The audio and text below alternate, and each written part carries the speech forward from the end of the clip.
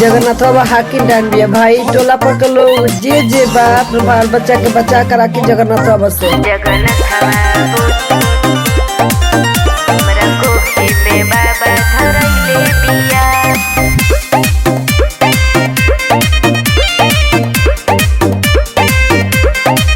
बाबा ऐसन विधि से कहिलस हो उ त पिपरा के भूत धरहिलस हो।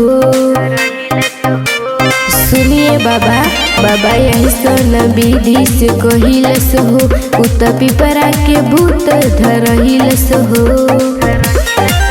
क्यों देवता के जीव चढ़ैले बिया, क्यों देवता के जीव चढ़ैले बिया। जगन्नाथवा बोजोग कैले बिया, हमरा कोखी में बाबा धरैले बिया। जगन्नाथवा बोजोग कैले बिया, हमरा कोखी में बाबा धरैले बिया।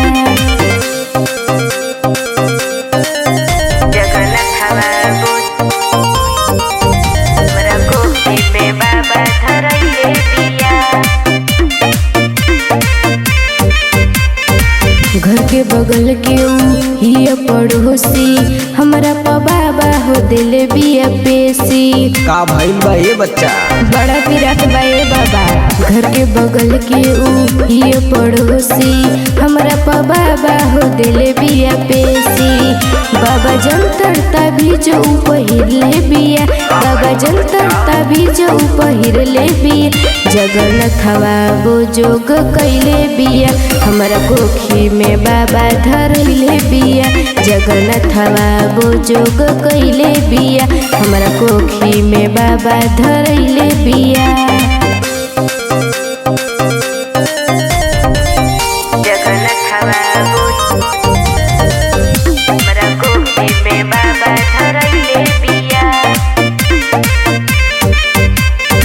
बाबा हो दुख अब कैसे बताई, ओकर चीज अब जल्दी हटाई।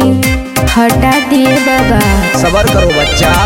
बाबा हो दुख अब कैसे बताई, ओकर चीज अब जल्दी हटाई।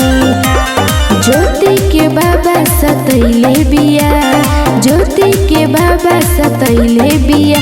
जगन्नाथवा बोजोग कैले बिया, हमरा कोखी में बाबा धरैले बिया। जगन्नाथवा बोजोग कैले बिया, हमरा कोखी में बाबा धरैले बिया। बड़ा दुख देले बा ए बाबा।